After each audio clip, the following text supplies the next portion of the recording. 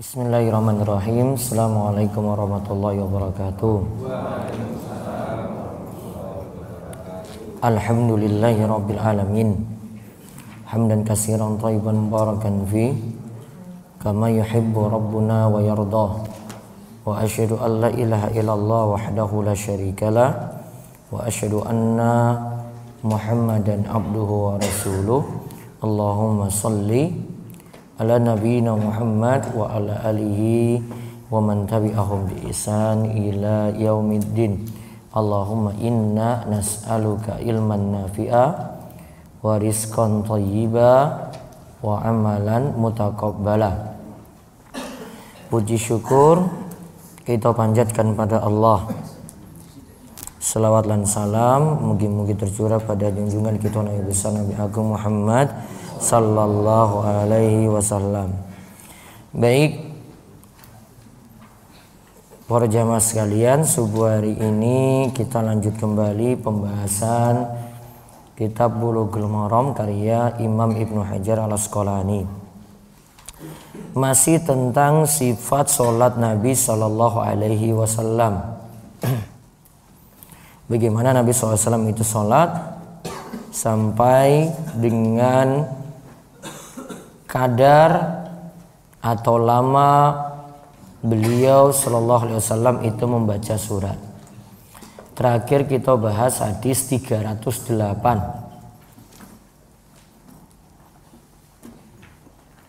Jadi terakhir kita bahas hadis 308.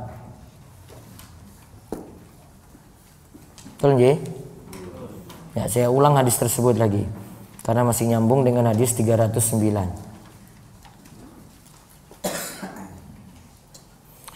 An Abi Sa'idin Al-Khudri radhiyallahu anhu qala kunna nahzuru qiyama Rasulillah sallallahu alaihi wasallam fi dhuhri wal asri fahazarna qiyamahu fi rak'atainil ulayaini min adh-dhuhri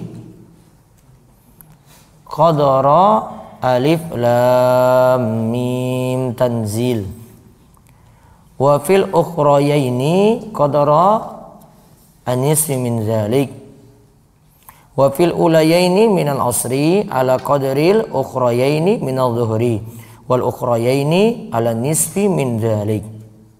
Rawahu Muslim. Dari Abu Sa'id Al-Khudri radhiyallahu anhu, ia mengatakan kunna nahzuru, kami mengukur. Nahzuru itu mengukur qiyama Rasulullah sallallahu alaihi wasallam, lama berdirinya Rasulullah sallallahu alaihi wasallam ketika sholat zuhur dan asar. Ingat ya pembicaraannya untuk sholat apa? Zuhur dan asar. Fahazarna qiyamahu, maka kami mengukur lama berdirinya fi rak'atainil ulayaini, dalam dua rakaat pertama minadh dhuhri, dalam dua rakaat pertama dari salat zuhur, qadra alif lam mim tanzil, itu sekadar beliau membaca surat As-Sajdah. Kemarin surat As-Sajdah berapa ayat? Berapa? 30 ayat. Wa fil ukhrayaini qadran nisfi min zalik. Dua rakaat yang terakhir berarti rakaat 3 dan 4 separuh dari itu. Berarti rakaat pertama dan kedua itu lamanya sekadar membaca 30 ayat. Rakaat 3 dan 4 sekadar membaca 15 ayat. Wa fil ulayaini minal asri ala qadril ukhrayaini minadh dhuhri. Sedangkan dua rakaat pertama dari asar, yaitu rakaat 1 dan 2 dari salat asar, itu sekadar dua rakaat terakhir dari salat zuhur. Wal ukhrayaini ala nisfi min dzalik, dan dua rakaat terakhir lagi dari salat asar, yaitu rakaat 3 dan 4 dari salat asar, itu sekadar separuhnya. Nah, kita lihat kemarin. Sholat zuhur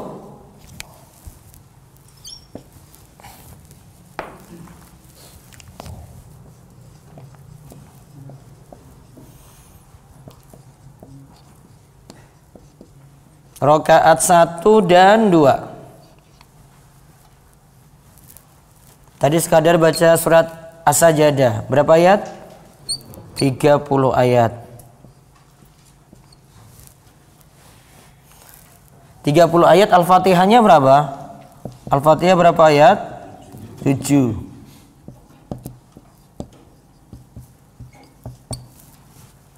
Terus rakaat 3 dan 4 masih sholat zuhur.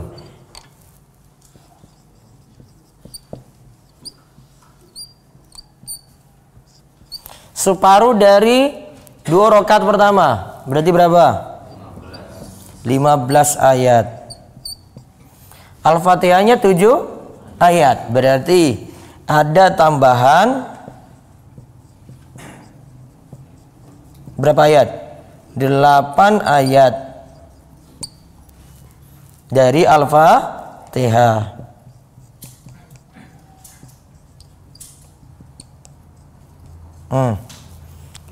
Ya dia, sholat zuhur sekadar baca 30 ayat rakaat pertama, rakaat kedua. Sama dengan surat As-Sajdah tadi.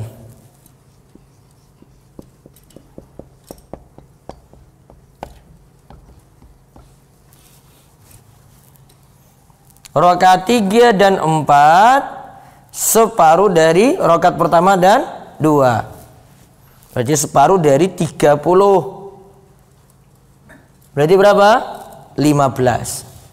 Sedangkan Al-Fatihah itu cuma 7 ayat. Ternyata di rakaat 3 dan 4 bisa baca selain Al-Fatihah. Terus tadi sholat asar.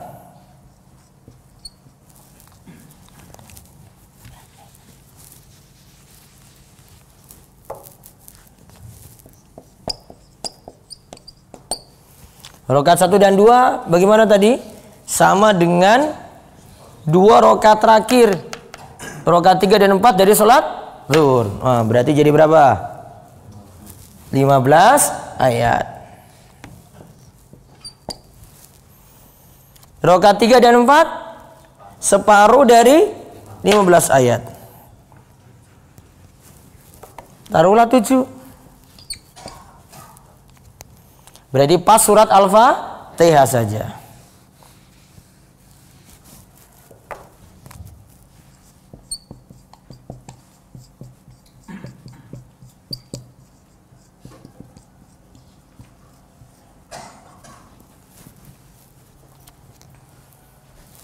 Nah itu namanya kadar bacaan. Sholat zuhur asar, rakaat pertama, kedua, ketiga, keempat. Berarti 2 rakaat pertama lebih lama dibandingkan 2 rakaat terakhir. Rakaat pertama dan kedua lebih lama dibandingkan rakaat 3 dan 4. Sholat asar juga demikian. 2 rakaat pertama, rakaat kedua lebih lama daripada rakaat 3 dan 4.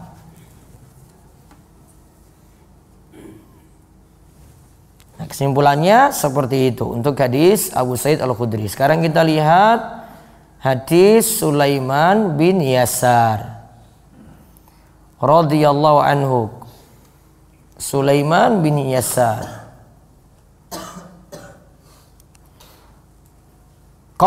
dia mengatakan, kana fulanun yutilul ulayaini minal zuhri wa yukhaffiful asra wa yaqra'u fil maghribi bi qisaril mufassali wa fil isya'i bi wasatihi wa fil subuhi bi tiwalihi.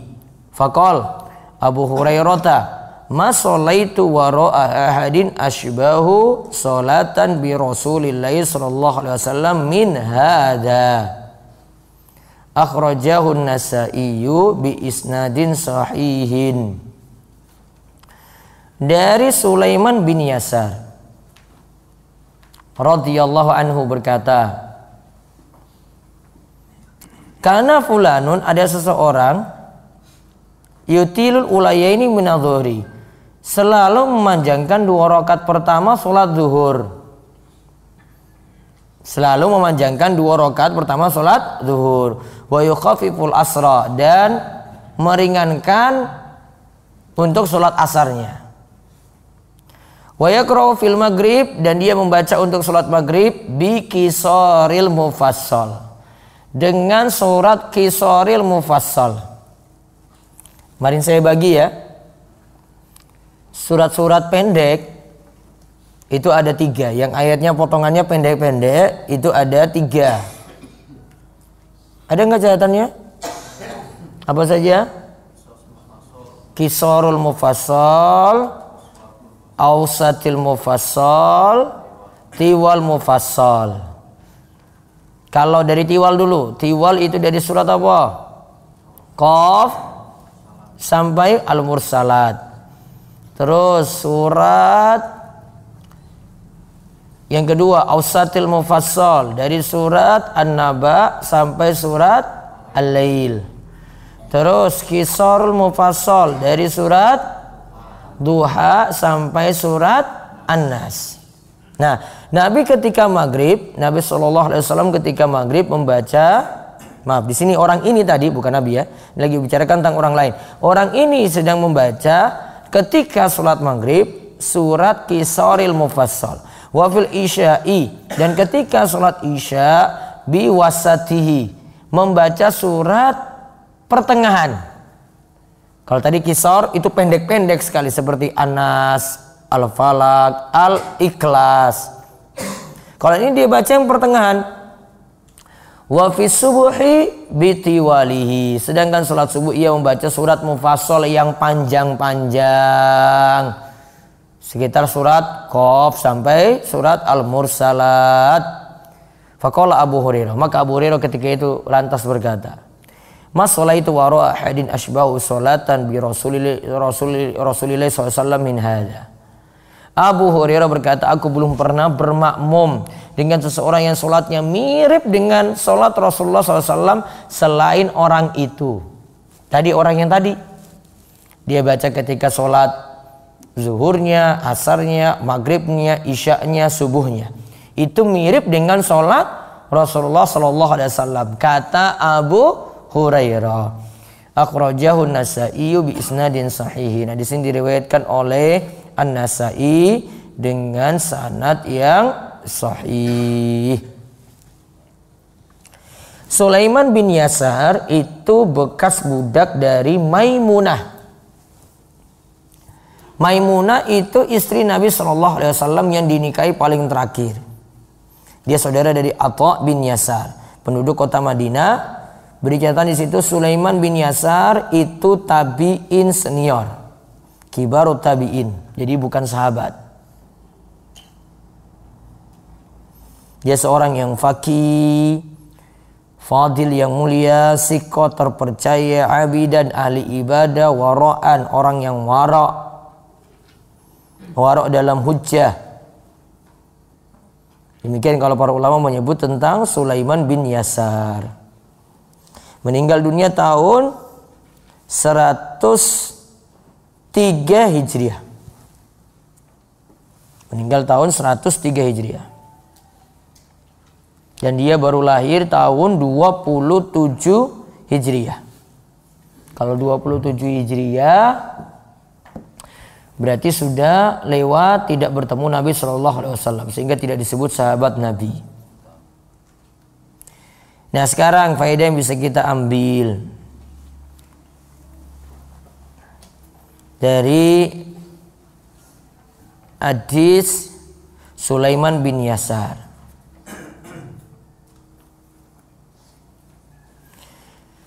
Dalam sholat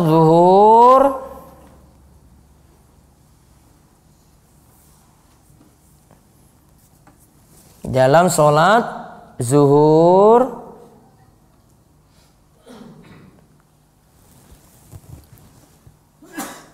dan asar sifatnya lama dalam mengerjakan sholat. Sifatnya lama dalam mengerjakan sholat. Yang kalau dalam hadis Sulaiman bin Yasar tidak ditentukan kadar suratnya. Cuma dikatakan sholat zuhur lebih lama daripada sholat asar. Maka kesimpulan selanjutnya, sholat zuhur dikerjakan lebih lama dibanding sholat asar.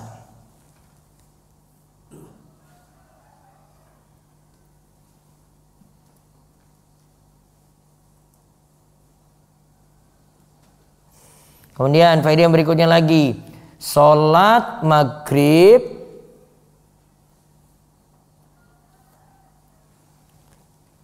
pada sholat maghrib Nabi SAW biasa membaca surat Qisarul Mufassal.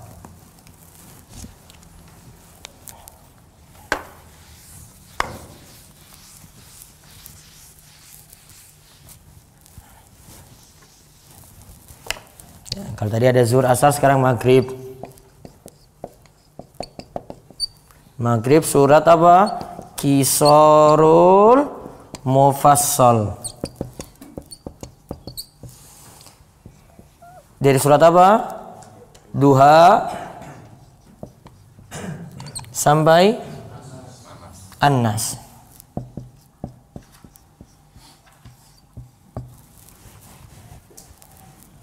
Saking surat Duha sampai An-Nas.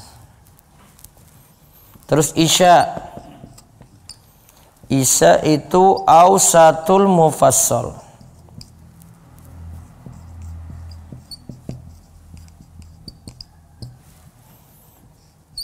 Ini dari surat An-Naba sampai apa tadi? Al-Lail.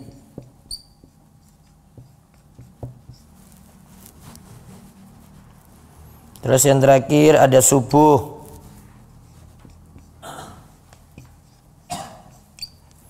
Tiwal Mufassal. Salat subuh Tiwalul Mufassal.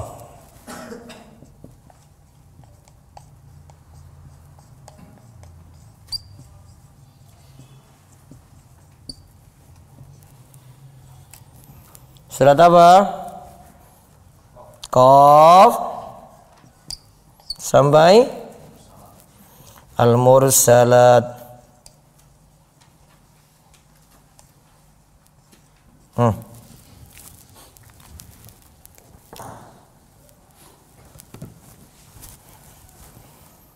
Qaf sampai Al-Mursalat.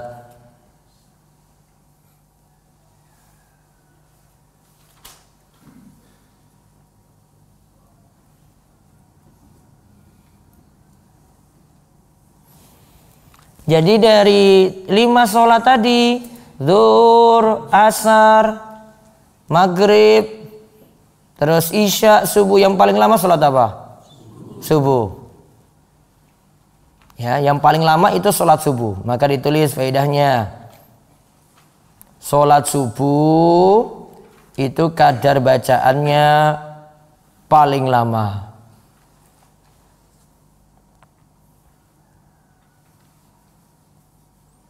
Di sini ada hikmah-hikmahnya. Kenapa sholat subuh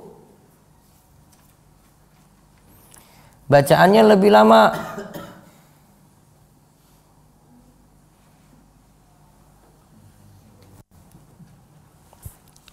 Ya, ada sebab-sebabnya atau ada hikmahnya. Satu, hikmah bacaan sholat subuh itu lama. Biar orang-orang yang telat apa?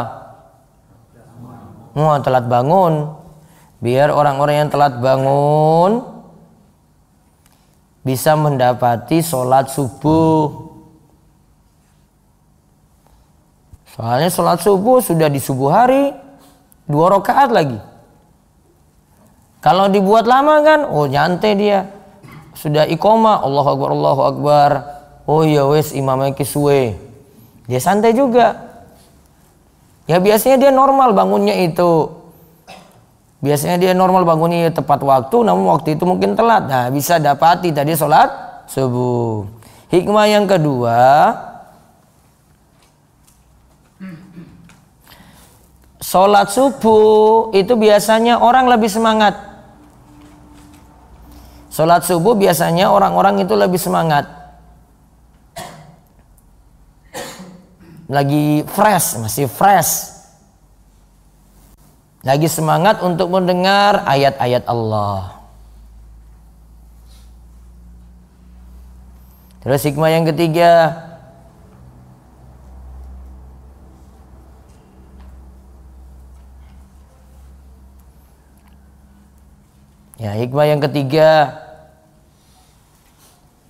sholat subuh itu lama karena malaikat-malaikat itu hadir.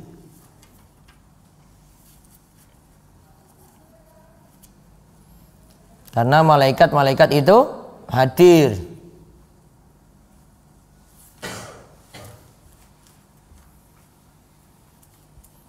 Hadir ketika sholat subuh tadi. Dan dalam surat Al-Isra ayat 78 disebutkan, aqimis sholata liduluki syamsi ila ghasaqil lail wa qur'anal fajri inna qur'anal fajri kana mashhuda.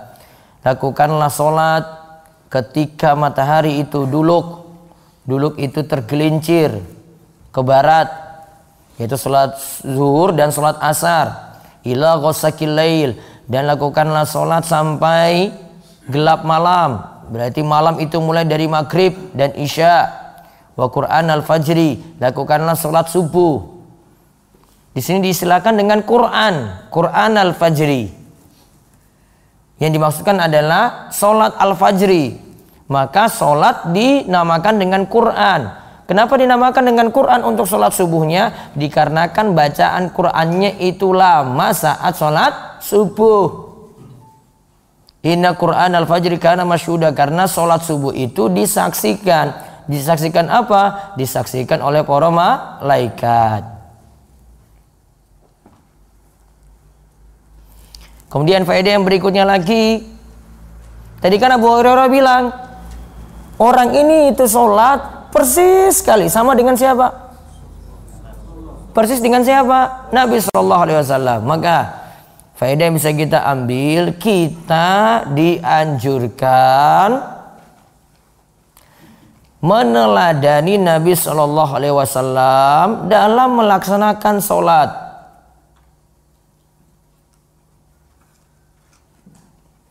Kita dianjurkan meneladani Nabi SAW dalam melaksanakan sholat.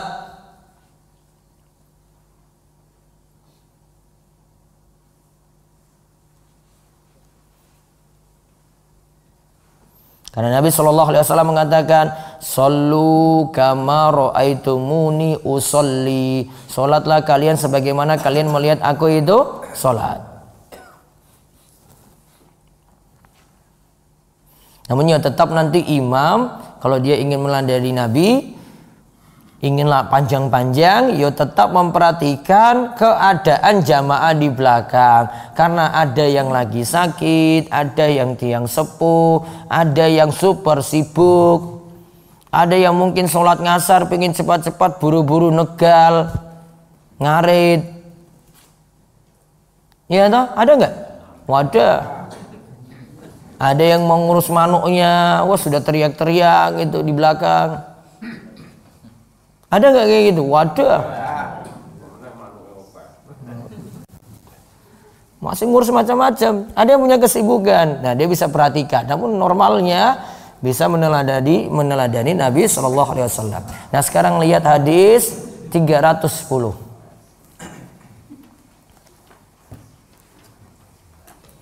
Dari Jubair bin Mut'im. Wa an Jubair bin Mut'im radhiyallahu anhu qala sami'tu Rasulullah sallallahu alaihi wasallam yaqra'u fil maghribi bit-tur.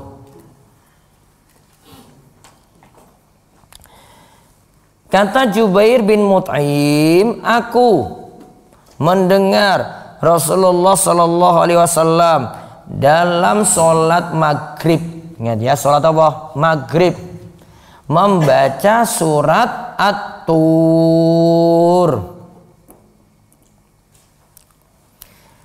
Ditulis di situ At-Tur. Itu ada 49 ayat. Masuk golongan ini ya. Apa tadi? Qisarul Mufassal, Awsat, Tiwal. Masuk yang terakhir itu. Tiwalul Mufassal. Berapa ayat tadi? 49 ayat. Padahal tadi kita bahas sholat maghrib apa tadi suratnya? Qisarul Mufassal, pendek-pendek loh. Sekitaran surat Duha sampai surat An-Nas. Suratnya pendek-pendek. Namun Nabi SAW ketika sholat maghrib malah baca surat Tiwalul Mufassal, surat At-Tur. Maka kesimpulannya,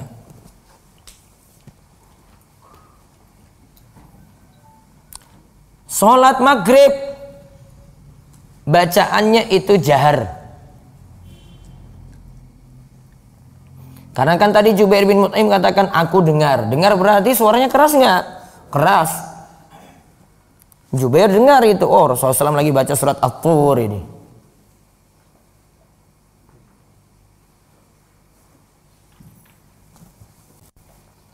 Terus faedah yang berikutnya lagi. Dalam sholat maghrib kadang-kadang boleh baca surat yang panjang.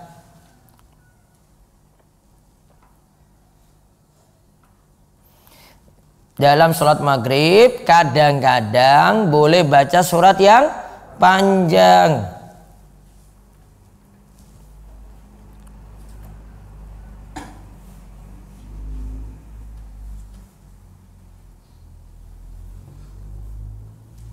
Dalam hadis yang lainnya, Ummul Fadl binti Al-Haris itu dikatakan oleh Ibnu Abbas bahwasanya Ummul Fadl binti Al-Haris itu mendengar dibacakan surat Al-Mursalat. Nah, ini juga termasuk surat Tiwalul Mufassal. Juga kadang Nabi SAW baca surat Al-A'raf. Pernah baca, kata Aisyah, pernah baca surat Al-A'raf ketika sholat maghrib. Surat Al-A'raf itu dibagi dua untuk 2 rakaat. Kemudian faedah yang berikutnya lagi.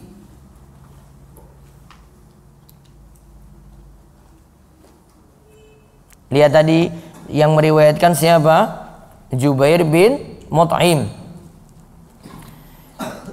Jubair itu mendengar surat At-Tur ketika dia dalam keadaan kafir. Jubair itu mendengar surat At-Tur tadi ketika dia dalam keadaan kafir. Lantas masuk Islam gara-gara surat At-Tur. Ya, ditulis di situ Jubair masuk Islam dikarenakan mendengar surat At-Tur.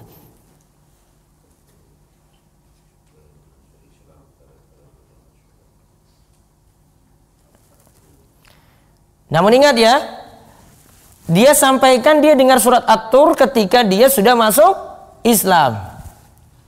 Bukan lagi masih kafir. Berarti berita yang kita peroleh dari Jubair, berita dari orang apa? Muslim apa orang kafir? Muslim. Namun keadaan ketika dia dengar surat tadi ketika dia kafir. Maka faedah yang berikutnya lagi. Berita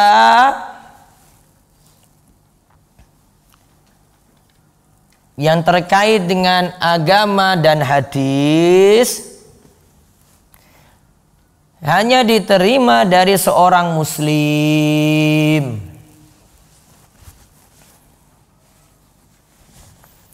Bukan dari orang kafir. Kalau Jubair ketika itu masih kafir, nih ketika ngomong ini, oh saya dengar Nabi ketika sholat maghrib itu baca surat At-Tur, terus dia ngomong ke sahabat-sahabat yang lain, ini belum masuk Islam nih, masih kafir, maka beritanya nggak boleh diterima.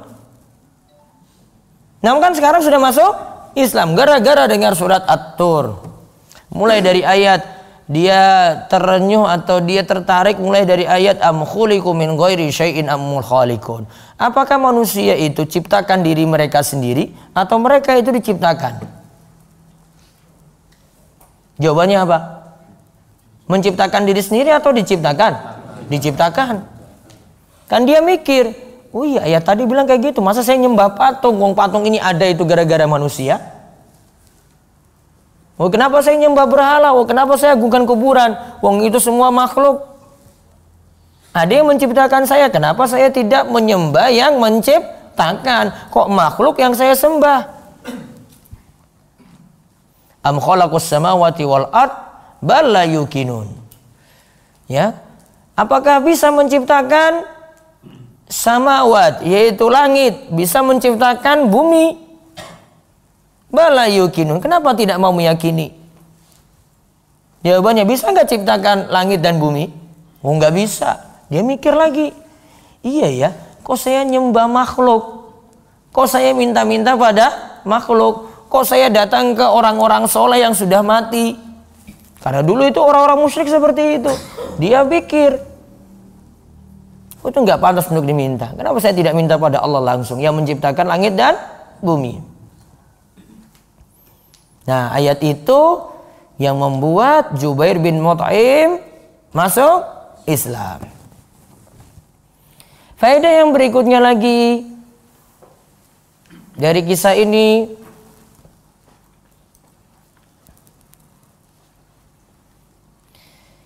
cara yang bagus mengajak orang pada Islam.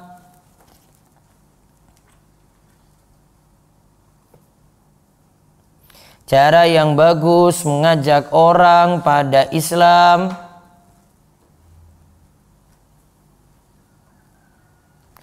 dengan menyampaikan ayat-ayat Quran.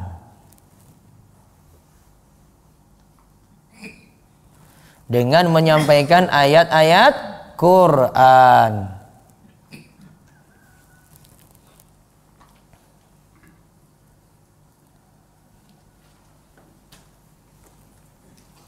Tadi surat At-Tur, Jubair tertarik. Umar bin Khattab tertarik dengan surat Toha. Sahabat-sahabat yang lain itu dengar ayat-ayat masuk Islam. Ada lagi porojin. Ya, porojin itu dengar Nabi SAW baca Quran ketika sholat subuh. Akhirnya mereka ya tertarik pada ayat-ayat tadi, dakwahi kalangan jin.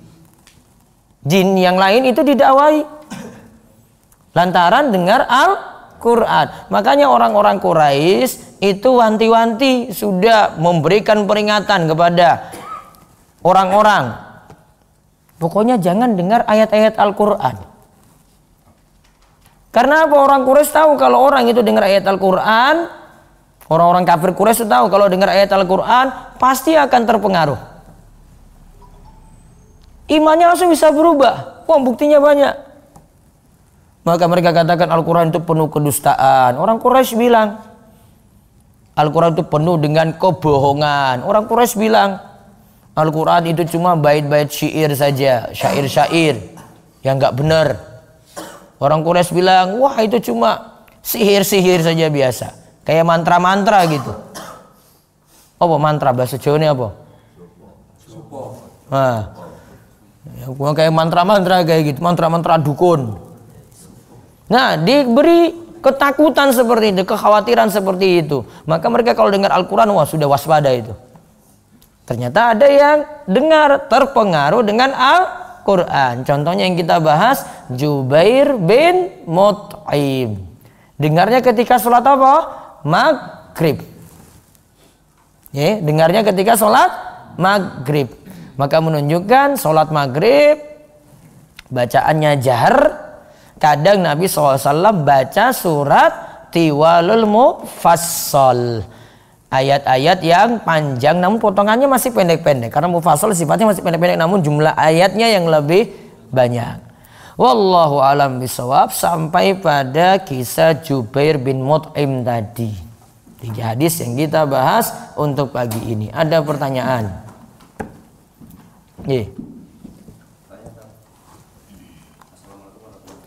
Waalaikumsalam warahmatullahi wabarakatuh.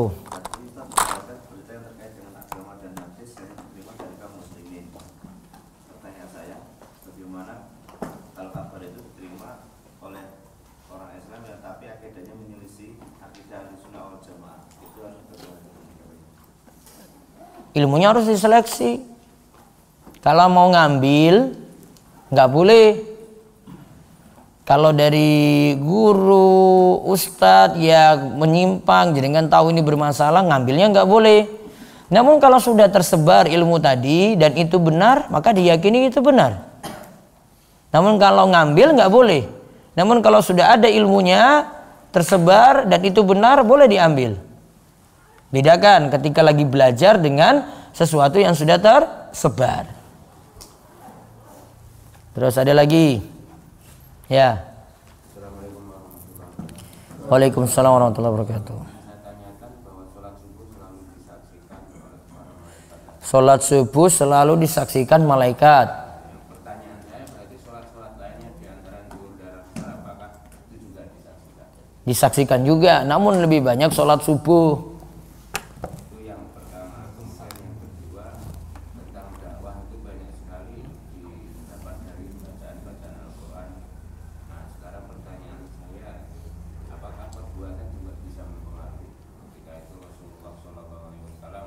Tingkah lakunya, terus jadi dakwah terpengaruh. Wah banyak. Karena beliau jujur, beliau mudah memaafkan. Banyak yang masuk Islam juga.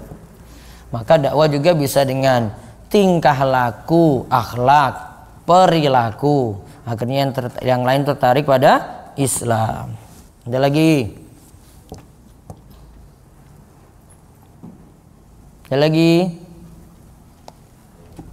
Minggu depan ada daurah. Jadi yang hari Ahadnya itu masuk rangkaian daurah juga. Nanti dari hari Jumat, Sabtu, Ahad, Senin pagi. Jumatnya itu ba'da Jumatan. Dari jam 2. Ya, karena yang masih jemput nanti mulainya nanti pas asar, nanti habis asar. Sampai jam 5. Terus ada Sabtu dari pagi. Ya, nanti kalau ada perubahan jadwal bisa dari jam 6 bisa habis subuh langsung nanti dilihat. Sampai jam 3. Ahad juga demikian. Ya. Ahad demikian nanti dari jam 6 sampai jam 3 sore. Sampai Senin pagi sampai jam 9 pagi. Ya, dia mau ikut, yang ini biasanya mau daftar ya ora daftar ya tetap datang. Nah, dikon daftar ya ora daftar ya tetap datang. Ya, sudah agak masuk hitungan. Ya, mau suruh daftar, ya, gak daftar pun tetap datang. Wis ngerti daurah langsung datang sendiri. Mungkin ya datang, sudah diomongin ya datang.